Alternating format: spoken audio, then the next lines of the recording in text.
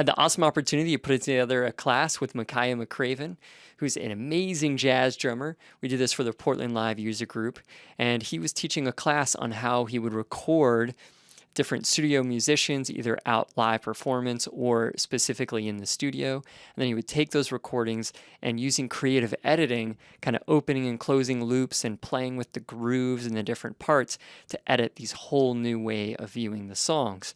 It was really revolutionary, and the album took off, and he's a world-renowned musician. It was such an honor to have him and present all these different information. A lot of cool ideas came out of this discussion, and I'm really stoked to share it with you. So here we go. So what's up, everybody? How you guys doing? My name is Makaya McCraven. Making, music through electronics was always more of like a hobby first. On the side of my career as a working musician, and like the first beats I made were like with turntables and a line 6 pedal, we're just like a loop. Sampling. Huh? Doing some sampling. Yeah, just sampling, and most of what I do in all of my music creation is sample based. So I really like to work sample based, and like when I first started doing sample based stuff, it was like, okay, I'm sampling this record or that record, and you could recognize it. So it's like, well, how do I sample something? And you're thinking about like clearing samples or whatever different things. How do I tweak it far enough that you can't recognize it, or that I'm actually creating something that is, different enough than the original music I sampled, and then that really started to get me into the direction where I was sampling myself and sampling different sessions or records that I was on or playing.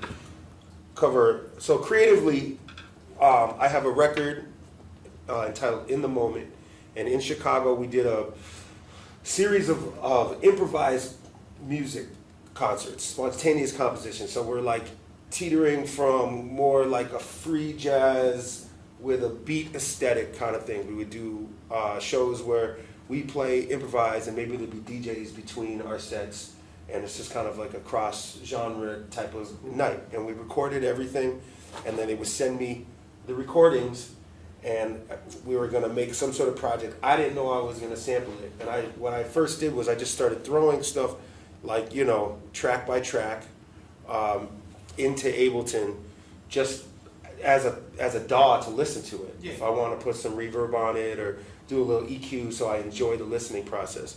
And then I would go through it, and like generally with improvised music, I wouldn't know, there would be, sometimes it's not that dope from the beginning, sometimes it takes us a moment to get from the jam until there's something that's inspired or whatever. So my whole concept started, like, as it boiled down, was to capture these special moments. It's like, you ever watch a movie and like in the action scene, like it's like do-do-do-do, and then like the car blows up and flips, and then everybody's like, oh, play it back, turn it back. That's the idea. It's like when something really dope happened, I would want to bring it back and hear that over and over, like a loop, in the trance part of beats. Just like you're listening. This is something that inspired me, where like 90s hip hop beats and sample based hip hop. And so one thing I want to do is find ways to do that and loop stuff without it becoming too monotonous and get too loopy. So ways to chop the loops and find different ways. And so the first simplest way I was going was just like you could do in any other DAW, is go in here and chop, like find something and chopping stuff up. So like, because we're not working with music that's on a click track, I'm first starting by just chopping things by eye on the transient. And then I'll copy and paste. And then say, like, if I want something else to happen, then let it play out.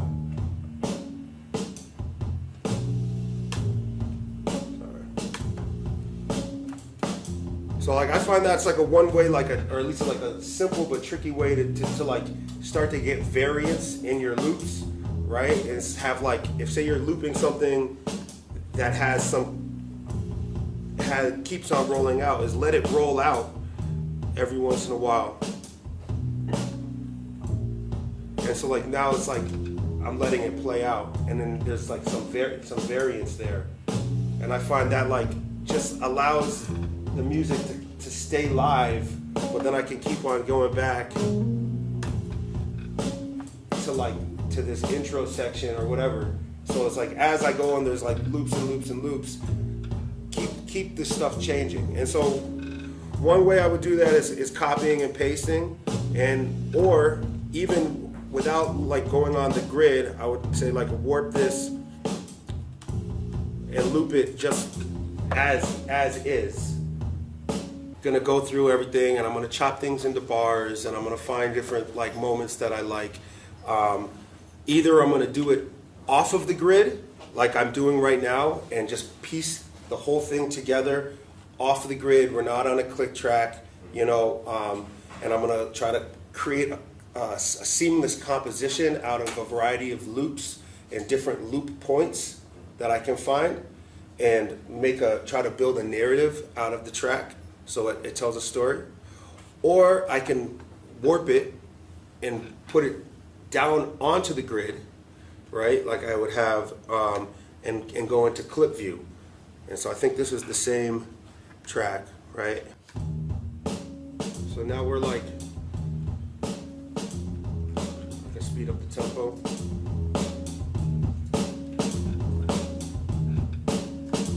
And so in a little bit more of a performance setting than just chopping it like by eye, I can take this and say like,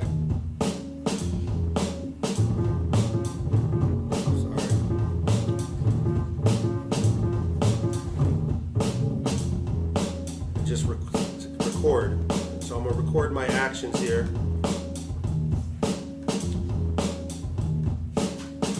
And so like say we're listening to this.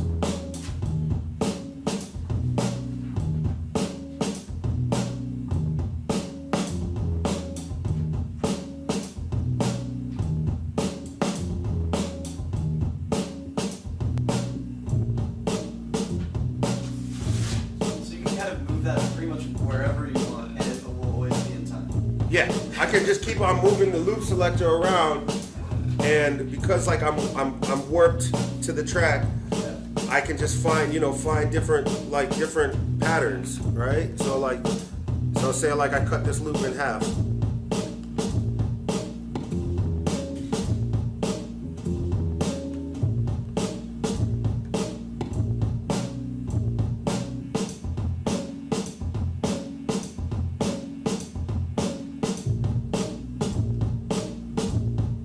Or like say I do it I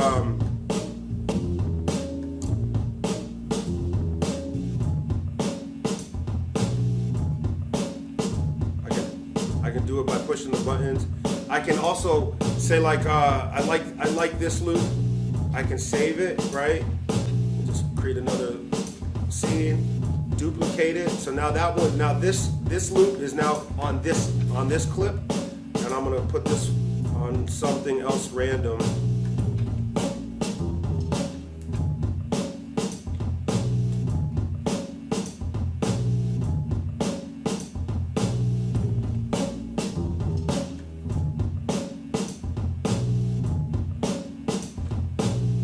Maybe say I'll do it like.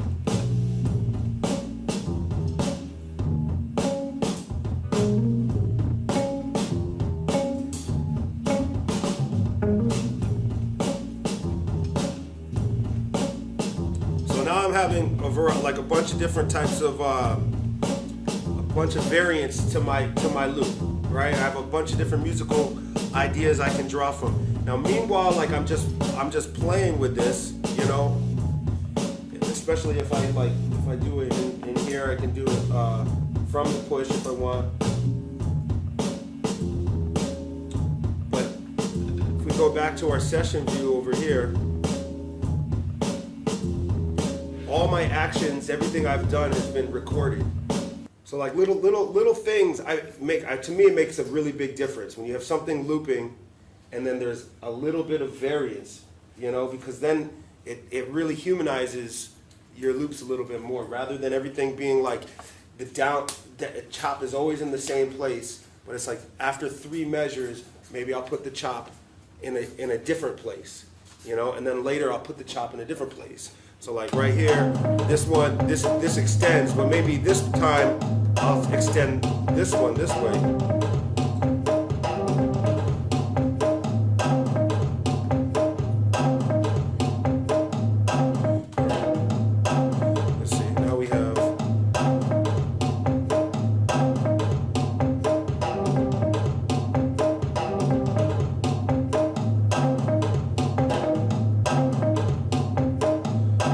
You're getting something that starts to feel like it sounds like I'm actually playing the drums through all of that, even though we're getting the repetition, right? We're getting the repetition of the audio being the same piece of audio keeping on happening over and over, but it enters and exits from different places. And by like just going in here and picking those places, you can start to create a feeling of like motion and live playing that like gives this strange in between of what's looped and what's not. And then from there, if I say like I want to take a track like this and start doing overdubs, and you add like another percussion sound or some electronic stuff, or like some 808s in there or something, then it even more so makes it hard to hear what's an edit, what's a chop, and what's a loop. So you get in this place where it's like you're manipulating the audio to create something that sounds like it's still playing live, and it's constantly changing subtly, but it's always repeating certain pieces of the information that come up and have a certain consistency that sample-based music has. Does that make sense?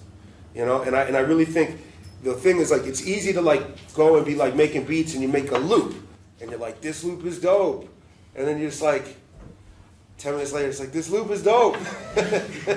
But it's like, giving life to it is like, well, how can we make variance to your loop? How can we create something that starts to tell a story and develop somewhere so it has some musical storyline and development, evolves, and maybe like I find fills or transitional moments by and I can do that by chopping it like this, or the same way like when I did it in clip view, by doing it here, by maybe performing it on the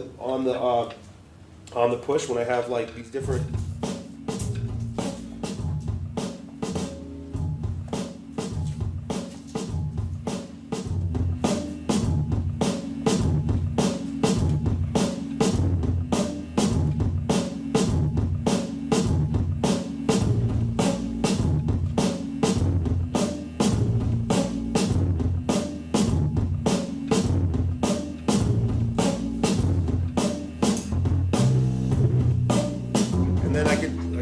I can perform them by just hitting them, or I can also do it by moving my loop selector, and then I can record all of those things.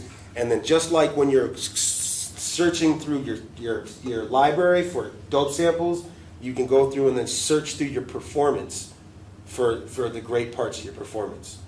You can mess around, and then you go through that and you scour through all your performance to find what's really dope, and then you go back into arrange view, and then you can go and edit that and shift it around until you have the narrative that you want to build and tell with your song.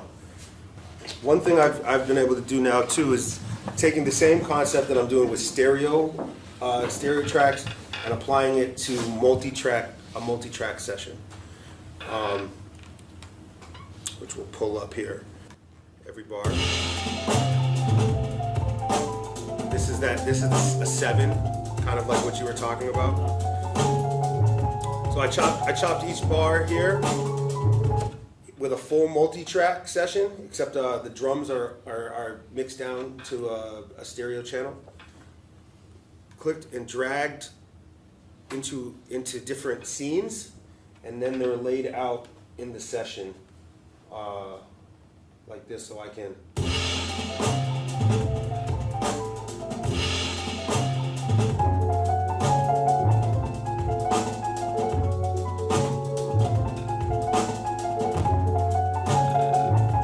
So like that makes it easier for me to.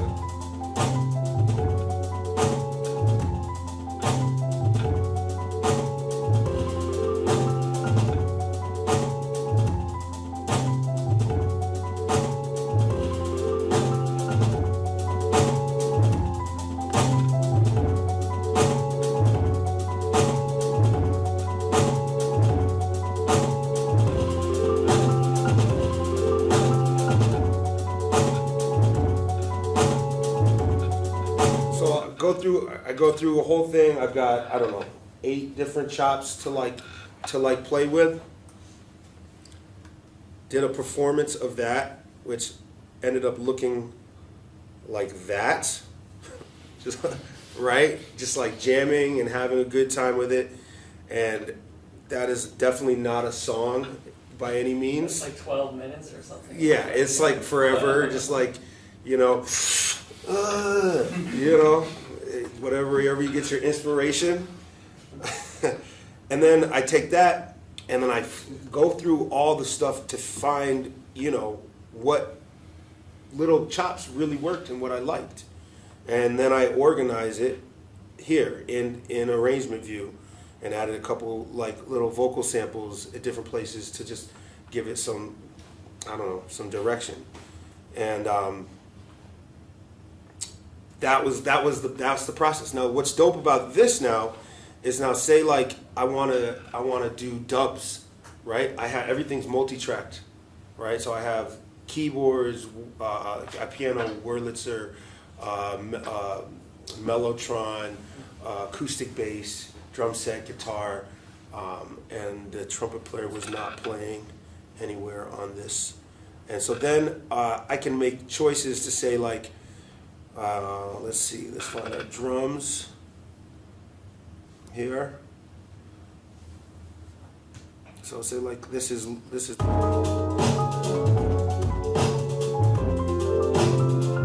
you see like how the chops are basically.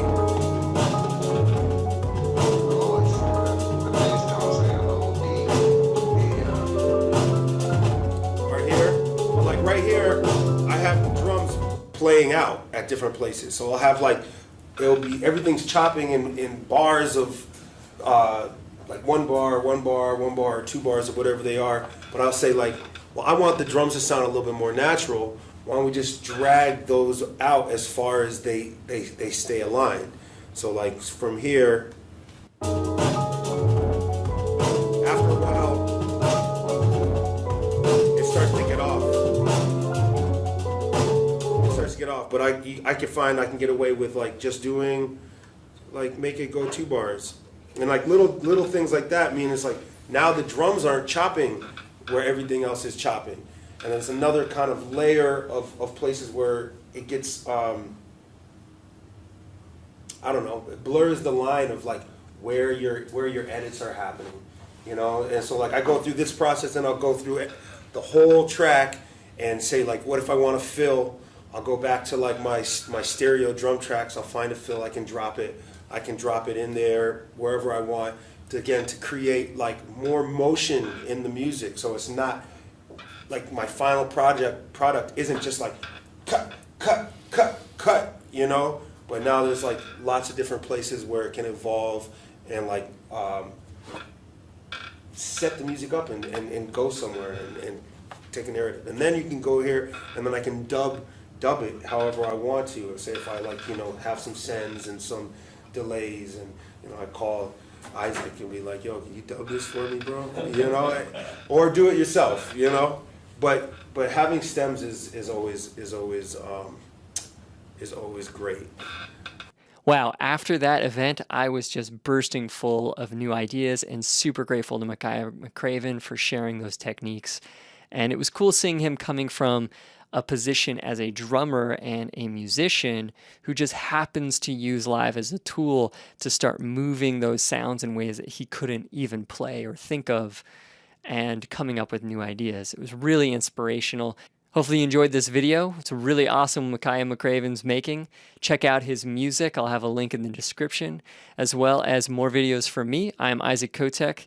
I'm at subaqueousmusic.com. I'm Ableton certified trainer. Help put things together in Portland, Seattle, all over the country in teaching Ableton Live. Hit me up if you're interested in some one-on-one courses or learning more, and watch more videos at subaqueousmusic.com. Thanks a lot, and more videos like this coming at you.